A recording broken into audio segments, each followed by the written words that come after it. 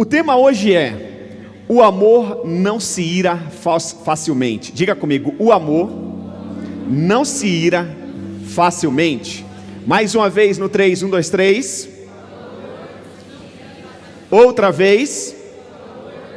Não se ira facilmente. Então fala para a pessoa aí que está ao seu lado: se você ama, você não pode ficar iradinho toda hora. Toda hora está irado. Eu tenho um pavio curto. Não, tem gente que nem pavio tem mais. Pastor, acho que meu pavio já foi para o espaço, né? Não, quem ama não se ira. Então vamos à palavra de Deus. Preste atenção. Você se lembra de algum momento em que você perdeu o controle do seu temperamento?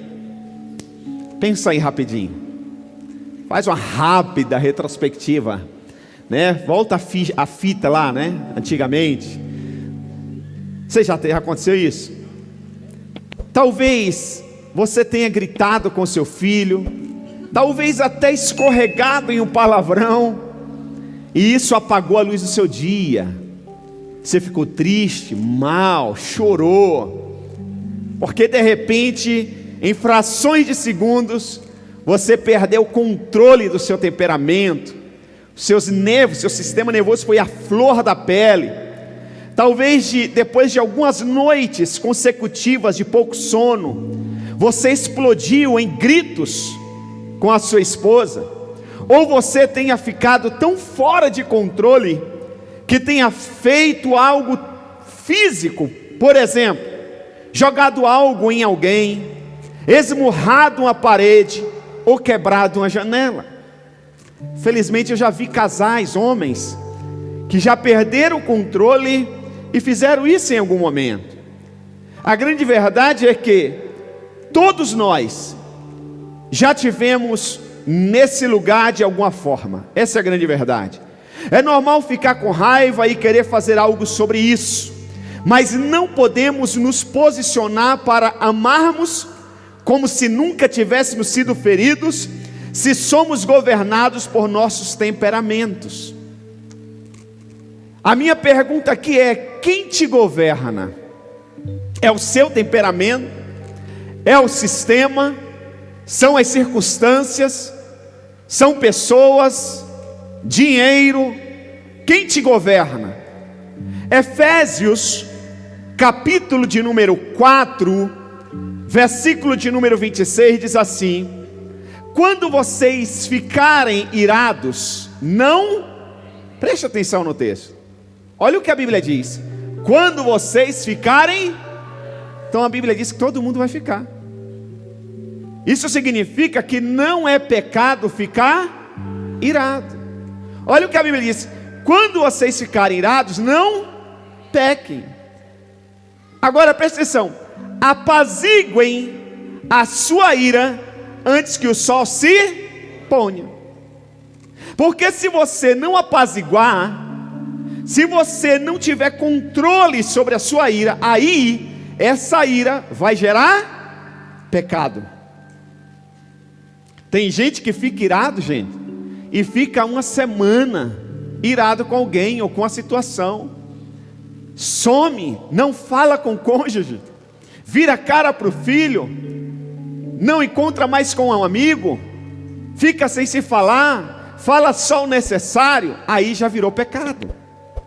A Bíblia está dizendo que você pode ficar irado, que você vai ficar irado, mas você não pode pecar. A raiva, na verdade, presta atenção, a raiva não é pecado. Diga comigo: a raiva não é pecado. A falta de controle é. O versículo seguinte diz assim: não deem lugar ao diabo. Efésios 4, 27. A Bíblia está dizendo para você não dar lugar ao diabo. Então preste atenção: quando nos apegamos à raiva, quando cuidamos dela, quando nos prendemos a ela, quando pensamos sobre e sonhamos com ela, nós damos lugar ao diabo. Tem gente que pensa na raiva, dorme com a raiva, acorda com a raiva, toma banho com a raiva, vai trabalhar com a raiva, e aí pega um câncer, nasce um nódulo, fica com gastrite, perde o emprego, fica sem dinheiro, não sorri, perde o seu bem-estar, perde a vida por causa da raiva. Quem está me entendendo até aqui diz amém. Então preste atenção, você pode até ficar irado. A Bíblia conta a história de vários homens de Deus que ficaram irados, que ficaram nervosos. Um dia Jesus Cristo ficou irado. Ele chegou no templo, estavam fazendo muitos comércios, contrabando ali de animais no templo. A Bíblia diz que ele ficou nervoso, ele saiu quebrando tudo, derrubando aquelas mesas e falando que a casa do Pai não era casa de comércio, era casa de oração. Ficou irado, mas logo em seguida estava ministrando. Eu tive um líder que foi um homem que assim me lapidou muito, e ele assim tem até hoje um jeito muito antigo de liderar, é de uma outra geração. Ele aprendeu daquele jeito, e a gente sempre entrega o que nós temos, o que nós recebemos. E algumas situações que ele ficava virado, por minutos eu pensava assim: acabou a minha chance aqui nessa instituição, já era, foi a gota d'água. Mas ele descascava a batata, abria o verbo, falava tudo o que tinha que falar. Ele ia ali e voltava: e aí, Isaac, tudo bem? Eu falei: caramba, o que aconteceu? Mas eu aprendi com ele. Você não pode guardar a raiva, você não pode dormir com a raiva. A Bíblia diz que você não pode deixar o sol se pôr sobre a sua ira, porque isso vai gerar pecado. Quando nos apegamos à raiva, quando nós cuidamos dela, quando nos prendemos a ela, quando pensamos sobre ela e sonhamos com ela, nós damos lugar ao diabo. Agora preste atenção à definição da palavra lugar no original. Anote, por gentileza. A palavra grega traduzida como lugar ou ponto de partida, diga comigo, lugar ou ponto de partida, é topos. A palavra no grego que significa lugar ou ponto de partida é topos, que significa oportunidade. A palavra topos significa o quê? Oportunidades. Quem vai pregar comigo? Quando você repete, você aprende. A palavra topos que significa o quê? Oportunidade. É também de onde vem a palavra topografia. A palavra oportunidade, ou a palavra topos, significa também o quê? Topografia. Quem entendeu até aqui? Quem sabe o que é uma topografia? Então preste atenção. Quando vivemos com raiva não resolvida, o inimigo ganha terreno em nossos corações. Ele ganhou a topografia do seu coração, ele ganhou lugar no seu coração, ele encontrou espaço no seu coração, ele encontrou morada no seu coração. Nós damos autoridade ao inimigo para fazer isso. Assim como o diabo cresce pela divisão, ele também funciona bem em um ambiente de raiva. Eu sempre falo que o diabo, ele divide para conquistar. Você sabe que os demônios, eles vivem na dimensão do ódio, da divisão, para depois conquistar. Mas existe um outro ambiente também que é muito favorável para o diabo, que é o ambiente da raiva. Todo mundo xinga todo mundo. O marido luta contra a esposa luta contra o marido, os filhos lutam contra os pais.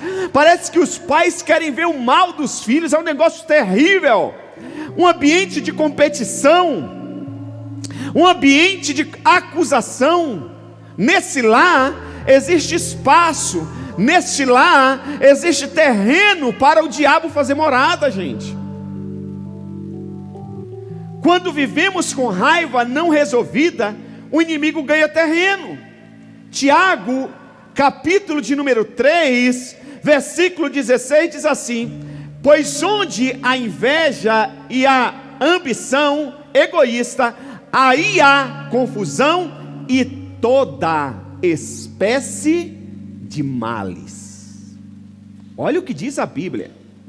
Não é alguns tipos de males, é toda espécie de o que você imaginar de mal vai acontecer nesse ambiente onde há inveja, onde há ambição egoísta, onde há confusão. Vai haver também toda espécie de males, confusão, espécie de males. O que esperar de um lar, de uma família, onde a inveja faz morada, onde a ambição egoísta faz morada, onde a raiva, o ódio, a ira, o espírito de acusação faz morada? A Bíblia diz assim: não dê ao inimigo qualquer território para montar seu acampamento. A ira é vizinha do perigo. A ira é o quê? Vizinha do perigo. Se você é uma pessoa que vive irada, você mora ao lado do perigo. A qualquer momento você pode matar, a qualquer momento você pode destruir, a qualquer momento você pode perder o emprego, a qualquer momento você pode ofender, a qualquer momento você pode tomar uma decisão desastrosa que vai arruinar com a sua vida e com todos que estão à sua volta. Uma vez alguém deu a definição de pecado e disse: pecado é como a dinamite. Como que funciona a dinamite? Eu pego a dinamite e eu lanço lá na porta no Nando. O meu alvo é o Nando, mas os estilhaços vai pegar em todos que estão à volta do Nando. Pecado é assim. Quando você vive irado, quando você ama ficar irado, você guarda a ira, você vive num ambiente, você é vizinho do perigo. Você vai gerar pecado, a qualquer momento vai sair estilhaço e vai machucar muita gente. A melhor cura para administrar sua ira é tardar-se. Esse é o remédio, o melhor remédio para você curar a sua ira é o quê? Tardar-se. Deixar para depois, espera só mais um pouquinho. Não responde agora não. Provérbios capítulo 16, versículo 32 diz assim: é melhor o homem paciente do que o guerreiro. Mais vale controlar o seu espírito do que conquistar uma cidade. Imagina São Paulo, maior que muitos países, só a cidade de São Paulo. A Bíblia está dizendo que é melhor você controlar o seu temperamento. Imagina você conquistar a cidade de São Paulo. Pensa agora nos cofres daqueles bancos da Avenida Paulista. Quanto de joia que não tem. Imagina os prédios que tem em São Paulo, os arranha-céus, as coberturas que valem milhões de milhões. Imagina você conquistando toda essa riqueza, todo esse poder.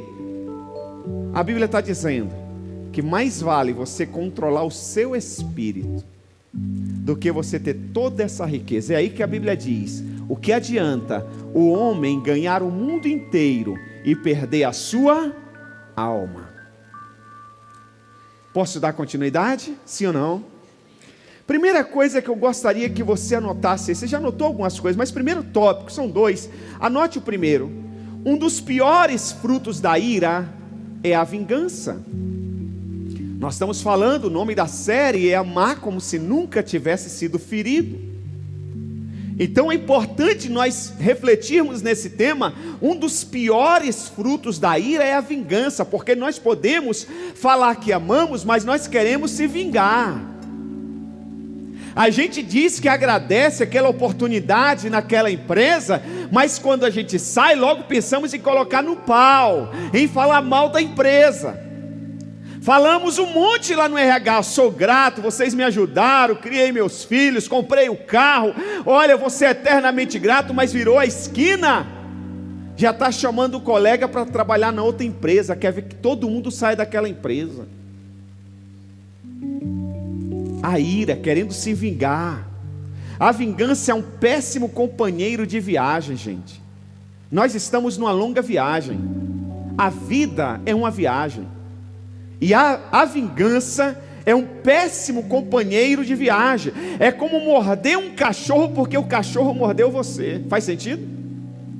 A vingança, diga comigo, a vingança é como, mas fala com vontade, diga, a vingança é como morder um cachorro porque o cachorro me mordeu. Imagina você mordendo o pitbull. Mas quando a gente está com raiva, muitos de nós viramos verdadeiros pitbulls humanos. Tem gente que chega a babar de tanta raiva. Tem gente que tem disenteria, o intestino solta, a pressão sobe, o colesterol fica descontrolado, o coração bate forte. Tem gente que pega a faca, meu irmão. Então nós precisamos controlar isso. Quando você busca a vingança, você está cedendo ao desejo de infligir danos e punição às pessoas que lhe ofenderam. Você deseja o mal a eles, você os amaldiçoa, você pode até querer que eles morram. E quantas pessoas nós já matamos no nosso pensamento de raiva deles? Ah, se aquele desgraçado morresse, a minha vida ia melhorar, ia mudar. Maldita a hora que eu casei com aquele canalha. Essa mulher atrapalhou a minha vida. Antes eu era feliz e não sabia. Se ela morresse, eu ia casar ou nem ia casar mais. Fala a verdade. Um dia perguntaram para a doutora senhora Ruth Graham. Muitos aqui não sabem quem foi a Ruth Graham. Ela foi esposa do pastor Billy Graham. Pastor Billy Graham foi por muitos anos o patrimônio humano dos Estados Unidos. O único pastor, o único líder americano que se dava bem com os dois partidos americanos. Para vocês terem ideia, a única vez que os dois partidos se uniram foi para chamar o pastor e doutor Billy Graham para ser candidato à presidência da República dos Estados Unidos. Isso está registrado em muitas revistas americanas e na revista Batista de alguns anos atrás. E quando o doutor Billy Graham completou 50 anos de casado com a Ruth Graham, o repórter da revista Times chegou para Ruth Graham e disse assim: parabéns pelos 50 anos de casado. A senhora é casada com um homem de Deus, com o homem mais admirado da América do Norte, o patrimônio humano. Me diga uma coisa, nesses 50 anos, a senhora já pensou em se divorciar do doutor pastor Billy Graham alguma vez? Olha a resposta dela: meu senhor, divorciar não, mas matar várias vezes. Mas matar um santo homem de Deus. Para você ter ideia, quando ele faleceu, os Estados Unidos ficou de luto. O velório dele levou semanas, dias. Percorreu vários estados americanos. O corpo dele, de um pastor, santo homem de Deus, cara que ganhou milhões de pessoas para Jesus durante toda a sua vida. A esposa desse cara diz: divorciar não, mas matar várias vezes. Um ambiente da raiva. Mas isso não desqualifica ele, muito menos a ela. Porque a Bíblia diz que você pode ficar irado, você só não pode permanecer irado. Quem está me entendendo diz amém. A vingança é realmente o pior estágio da falta de perdão. Ela roubará a criatividade, a energia positiva e a alegria que você precisa para viver. Você sabe que nós precisamos de alegria para viver. A Bíblia diz que um coração alegre faz o quê com o rosto? Formoseia o rosto. A Bíblia diz que um coração alegre é remédio para a vida. Nós precisamos ser alegres. Quando você se alegra, você libera dopamina, algumas coisas aí, sei lá, algumas substâncias que faz você ser feliz e ter vida longa. E tem pessoas que não conseguem viver alegre por causa da ira, da vingança. Só pensa em vingar, em falar mal, e fala mal de todo mundo. Quer se vingar de todo mundo. Deus promete, preste atenção, Deus promete vingar-se de seus inimigos. O que é mais crucial para nós é como lidamos com a sede de justiça. Precisamos controlar essa sede de justiça. Não, pastor, mas ele me fez o mal, ela me fez o mal, esse cara me roubou, essa mulher me fez o tal. A gente quer se vingar. Vamos controlar a nossa ira, sejamos tardios em responder, mantenha seu espírito sob controle. Olha o que a Bíblia diz em Tiago capítulo 1, versículo 20: a ira do homem não produz a justiça de Deus. Olha o que a Bíblia diz, que a justiça do homem, você quer fazer justiça com as suas mãos?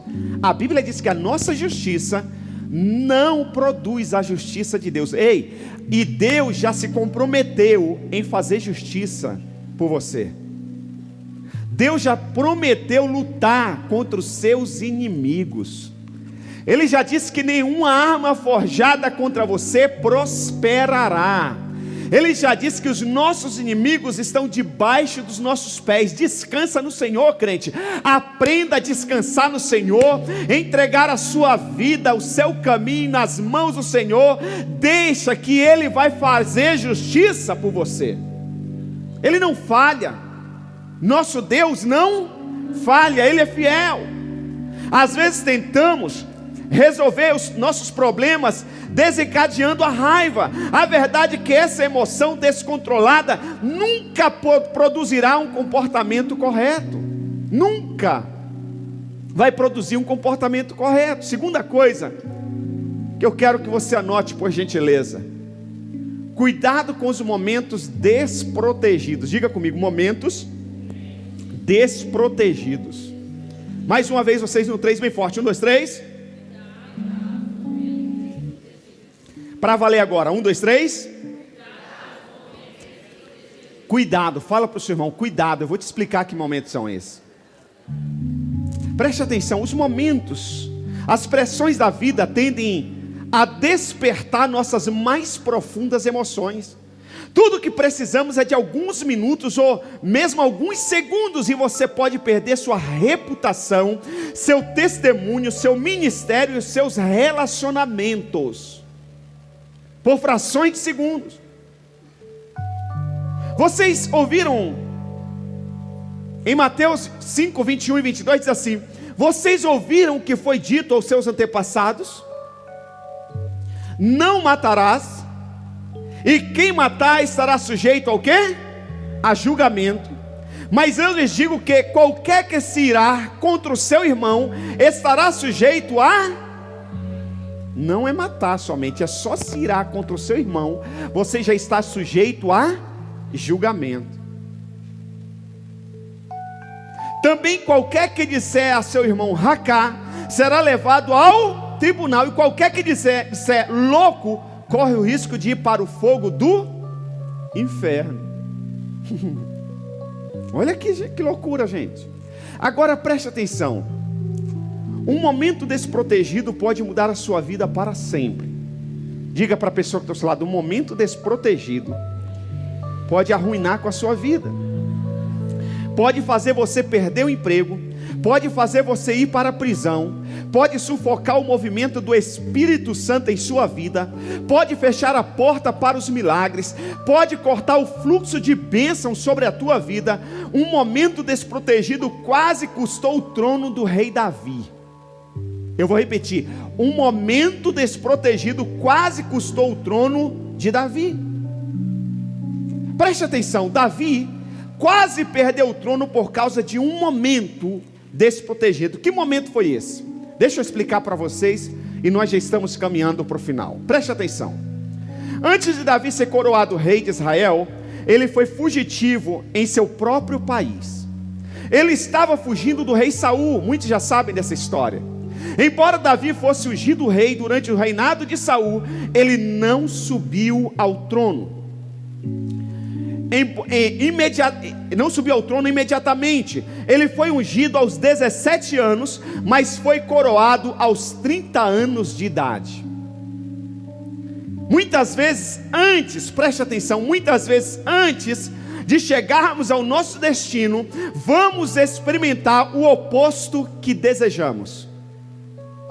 Antes de chegarmos ao nosso destino, vamos experimentar o oposto que desejamos. Foi o que aconteceu com Davi.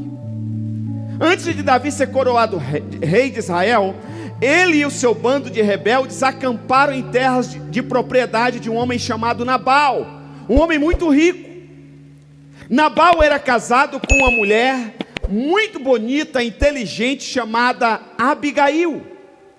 Embora Nabal tenha agido tolamente, sua esposa usou discernimento para honrar Davi, um homem de Deus. Você pode ler isso em 1 Samuel capítulo 25. Os homens de Davi, presta atenção na história, os homens de Davi haviam decidido proteger e guardar os pastores de Nabal. Em vez de pedir pagamento em dinheiro, eles pediram comida para reabastecer suas forças, suas energias. Nabal, em vez de ceder comida para os valentes de Davi, para o exército de Davi, Nabal agiu exatamente como o seu nome significa, tolo. O nome Nabal significa tolo. Ele agiu com tolice, com estupidez. Ele se recusou a dar qualquer alimento a esses homens que protegiam seus pastores. Adicionando o insulto à injúria, ele acusou Davi de ser um servo que havia se separado de seu mestre. Em outras palavras, ele chamou Davi de um ninguém. Cara tolo. Ao rejeitar Davi, Nabal o insultou. Quando os homens de Davi relataram o que havia acontecido, Davi ficou o quê? Furioso. Davi ficou o quê? Irado. Davi ficou irado, sangue subiu. O cara guerreiro, já tinha matado o gigante, já tinha matado ursos e leões, já estava com um exército enorme, ninguém conseguiu encontrá-los nas cavernas, nos vales e montanhas da Palestina. O cara disse: eu vou matar esse Nabal. Olha o que Davi diz: ponham suas espadas na cintura. Davi disse para os seus homens: coloquem as suas espadas nas cinturas, rapaziada. Vamos pegar esse Nabal. Olha o que ele disse mais: que Deus castigue a Davi e o faça com muita severidade, caso até amanhã de manhã eu deixe um só do sexo masculino de todos os que pertencem a Nabal. Se eu deixar um vivo de todos que pertencem a Nabal, até amanhã, que Deus me castigue com severidade. Ou seja, Davi decidiu matar Nabal e matar todos os pastores, todos os homens, todos do sexo masculino que pertenciam ao campo de Nabal. Preste atenção. Agora, quantos de nós já chegamos a um ponto de explosão em nossa vida como essa de Davi? Estresse no trabalho, problemas de saúde, problemas no casamento, toneladas de situações adversas, crianças gritando, chefe antipático. Então algo acontece que faz a gente muitas vezes perder o juízo, perder a cabeça. Quando a pressão aumenta e nossas reservas emocionais e mentais estão se esvaziando, basta uma conversa, uma cutucada em nossas feridas, que já escorregamos, que já ficamos com o sistema nervoso à flor da pele. Uma pessoa envergonhando você, um comentário doloroso, uma perda financeira. Muitas vezes nós perdemos o controle da coisa. A grande verdade é que a emoção humana, ela é imprevisível. Diga comigo: a emoção humana, ela é o quê? Imprevisível. Não sei, você já viu na televisão quantas pessoas reagem a assalto? Mas geralmente, muitas das pessoas que reagem a assalto, que é recomendado não reagir, quando elas sobrevivem, muitas dizem assim: eu nunca pensei em reagir a um assalto. Mas na hora, meu irmão, eu lembro uma vez que eu estava no farol em São Paulo, no bairro da Penha. Aí parei o carro no farol, o cara saiu lá do outro lado da avenida, com as mãos para trás e veio na direção, e o farol não abria. Eu falei, pensei, esse cara vai me assaltar. Esse cara chegar perto, ele vai puxar o revólver e ele vai me assaltar e eu não tenho para onde correr aqui. Quando ele chegou perto, eu já ia sair com o carro, mesmo com o farol fechado, não sei o que ia acontecer. Ele fez assim com a mão, era um folheto que ele veio entregar. Falei, ô rapaz, não faz isso. Se eu tivesse armado aqui, meu amigo, você não ia estar mais vivo. Você viu que eu sou bravo, né? Qualquer coisa, puxa o revólver, só não tem. Hã? Eu falei, quando você sair do outro lado, já vem mostrando as suas mãos, o folheto, para você entregar para alguém. Mas a gente nunca sabe como nós vamos reagir. E nós cristãos certamente não estamos isentos daqueles momentos em que as pressões da vida trazem nossas emoções mais cruas e profundas. Pense sobre isso. Como fica seu nível de paciência quando o estresse é maior? Como fica? Ou quando a conta bancária está diminuindo? Quando o chefe exige mais e te dá um salário menor? Sabe o que Abigail fez?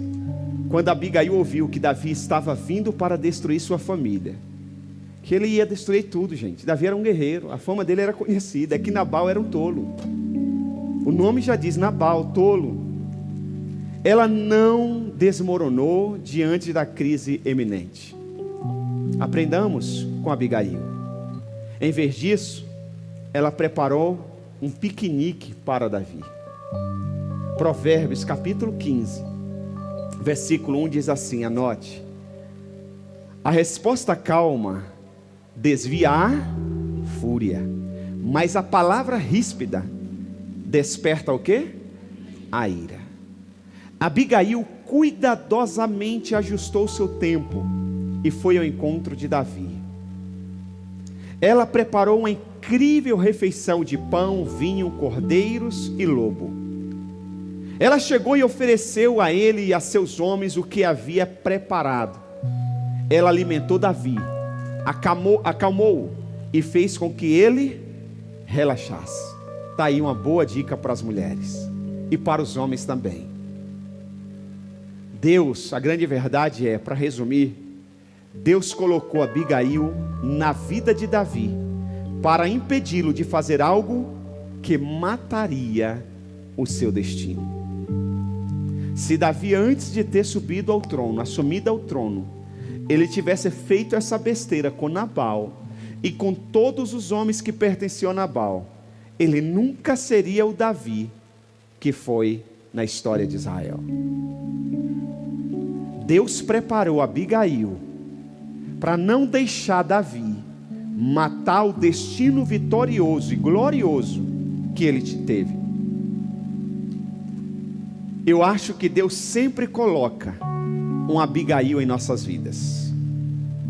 No meu caso, eu tenho uma Abigail com sobrenome Andréia. Ela é a Abigail da minha vida. Quantas vezes, na hora do café, conversando, só nós dois, eu disse, não, é hoje, eu vou fazer. E ela disse, ela fala, por que você não espera só mais um pouquinho? Espera até amanhã. E meia hora depois eu descobri que não era nada daquilo que eu estava pensando. Às vezes um Abigail em nossas vidas pode ser um amigo, um cônjuge, um pastor, a distração de um telefonema ou mesmo de uma criança. Se você não tem um Abigail, eu quero apresentar-lhe alguém que sempre estará presente na sua vida para te acalmar. O nome dessa pessoa é o Espírito Santo. Ele não falha. O Espírito Santo não chega atrasado. Se coloque de pé, por gentileza. O Espírito Santo estará sempre presente na sua vida. O Espírito Santo quer interceptar os seus momentos desprotegidos. João capítulo 16, versículo 13 diz assim: mas quando o Espírito da verdade vier, Ele os guiará a toda a verdade. Se você decidir ser guiado pelo Espírito Santo, você não vai pecar acalentando essa ira. Você não vai buscar a justiça própria. Você sempre deixará Deus, o Espírito Santo, agir em você e por você. assim que você estiver pronto para afrontar alguém, o Espírito Santo pode sussurrar em seu ouvido e dizer: solte a sua espada. Fala para o seu irmão aí: solte a sua espada. Eu vou dar uma dica para as mulheres e para os maridos, para os filhos e para os pais. Quando alguém ficar muito irado na sua casa, você vai falar assim: solte a sua espada. Deixa o Espírito Santo agir por você. Vamos fazer o ensaio? Olha aí para a pessoa que está ao seu lado e diga: solte a sua espada. Solte a sua espada. Deixa o Espírito Santo lutar por você. Eu faço essa referência, eu falo essa frase em referência a Pedro. Lembra quando o Senhor Jesus foi preso pelos soldados romanos? O que Pedro fez? Puxou a espada e arrancou a orelha do soldado. E o Senhor Jesus: Pedro, guarde a espada, não é assim. Você acha que se eu quisesse eu não clamaria ao Pai e Ele mandaria 12 legiões de anjos para me defender? Irmãos, Deus tem legiões de anjos para te defender. Você não precisa se autodefender. Você tem hora que precisa somente ficar calado. Lembra da orientação que Josué deu aos seus soldados? Não falem nada, não gritem, não se manifestem, simplesmente fiquem calados, esperem o meu comando para tocar a trombeta. O Espírito Santo é essa pessoa, é o Josué da nossa vida, é a Abigail da nossa vida, que dá o comando para nós: sai agora, fica, vai, vem, fala desse jeito. Nós precisamos ser dirigidos pelo Espírito Santo. Seja qual for o desafio que estiver diante de você, saiba que é uma distração projetada para o inimigo lhe afastar do seu destino. Se Davi tivesse ignorado a interceptação de Abigail, isso teria estragado tudo na vida dele. Ele não teria sido coroado rei de Israel. Esteja ciente de seus momentos desprotegidos. Escreva isso: momentos desprotegidos. Nunca responda às picadas de tornozelos de homens menor. Não se sinta como se tivesse que descer ao nível dessas pessoas. Deus vai lidar com pessoas assim, fique tranquilo. A história mostra isso, a Bíblia tem exemplos disso. Uma coisa surpreendente sobre essa história é que Nabal morreu algumas semanas depois. Davi não precisou matá-lo. Ele infartou algumas semanas depois. Davi estava querendo fazer o que Deus já estava prestes a fazer por ele. Vou repetir: Davi estava querendo fazer com as suas próprias forças, com as suas próprias habilidades, com as suas próprias mãos, o que Deus já estava, o céu já estava determinado a fazer por ele. Então preste muito bem atenção. Deixa Deus lutar por você. Davi, depois que Nabal morreu, Davi se casou com Abigail, e ele acabou se tornando o grande rei. Agora preste atenção nisso aqui. A salvar o futuro de Davi, essa mulher garantiu o próprio futuro dela. Ao salvar o futuro de Davi, ela salvou o próprio futuro dela. Deus cuidou do inimigo de Davi, e Ele quer fazer o mesmo por você. Eu vou repetir: Deus cuidou do inimigo de Davi, Ele quer fazer o mesmo por você. Então, quando a discussão irrompe, quando alguém faz seu sangue ferver, quando alguém que você ama diz algo ou faz algo que ele corta ao meio, deixe o Espírito Santo entrar em cena. Deixe que ele impeça de você fazer algo estúpido que custará a sua família, seu sonho e seu destino. Deixa o Espírito Santo lutar por você. Alguém aprendeu alguma coisa nesta noite? Deus falou com você nesta noite? Eu espero que você saia daqui pensando nessa palavra, que você coloque em prática essa palavra, porque o Espírito Santo não falha. O Espírito Santo não falha. Tem um detalhe: o Espírito Santo, ele nunca chega atrasado. O Espírito Santo nunca te dará uma orientação errada. Decida, meu irmão, minha irmã, ser guiado pelo Espírito Santo. Ainda bem que Davi ouviu e aceitou a desculpa, o pedido de perdão dessa mulher chamada Abigail. Quem sabe, enquanto eu ministro, o Espírito Santo está falando ao seu coração. Era para você estar melhor, não era para você ter perdido aquele emprego, não era para você ter perdido aquela oportunidade, era para você ser um líder naquela instituição, era para você ter conquistado tal coisa, mas a ira, o seu nervoso, a flor da pele, o seu desejo de fazer justiça com as próprias mãos, tem arrebentado a sua vida até hoje. Quem sabe a sua família poderia estar melhor, quem sabe a sua esposa não precisaria estar trabalhando fora, quem sabe seus filhos poderiam estar estudando numa escola melhor, quem sabe você poderia tirar férias todos os anos, mas o seu orgulho, a sua ira, o seu temperamento tem feito a sua família sofrer, tem feito a sua esposa padecer, tem feito os seus filhos serem envergonhados. Mas em nome de Jesus, isso aconteceu até hoje. A partir de agora, em nome de Jesus, nós vamos orar e vai ser diferente. Diga comigo assim: daqui para frente, tudo vai ser diferente. Coloque a mão sobre o seu coração, feche os seus olhos e declare: daqui para frente, tudo vai ser diferente.